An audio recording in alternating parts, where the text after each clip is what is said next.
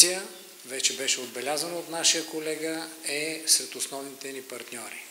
Турция в нашата статистика е на още по-предни места, отколкото България в турската, както по износа, така и по вноса. Турция е също така страна, която има сериозно присъствие в българската икономика. Към този момент в нашия доброволен регистър има 2555 турски компании с участие или 100% притежавани от турски капитал и над 1700 търговски представителства. Това е значима цифра и ние вярваме, че с събитие като днешното ще имаме още по-голям напредък.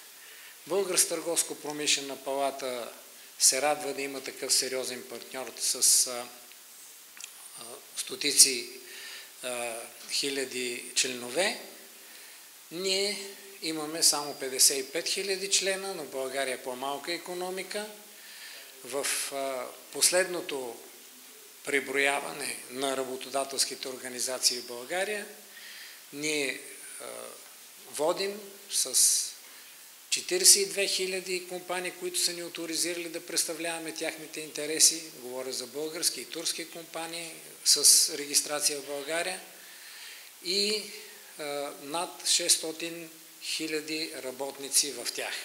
Така че нашите партньори от Съюза на износителите от Турция имат един сериозен пример за организация, която на доброволни начала събира толкова членове.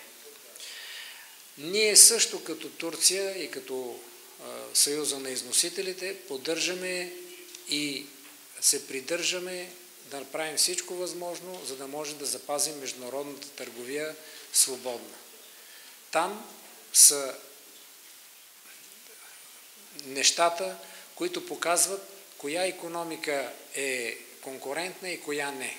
Защото конкуренцията е важен принцип, при спазването на който съответните държави, региони имат своя напредък. Длъжен съм да кажа, че ние цениме не само търговията с Турция, но и инвестициите.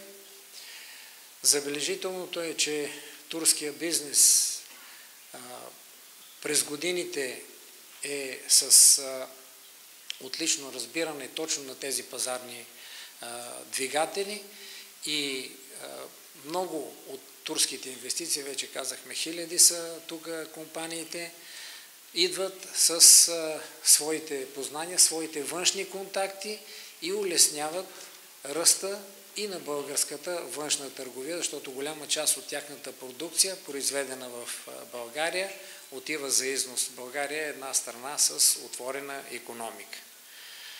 Надяваме се и за бъдеще да имаме ръст на взаимната търговия, надяваме се и в бъдеще да имаме ръст на инвестициите. Не се съмнявам, че с партньори като Съюз на износителите от Турция ще постигнем тези резултати.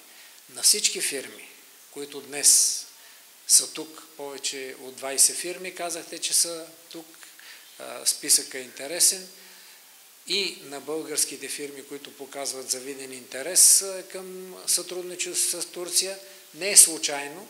Трябва да отбележа, ежегодно правим проучване на интереса на българския бизнес към партньори, страни по-скоро от чужбина.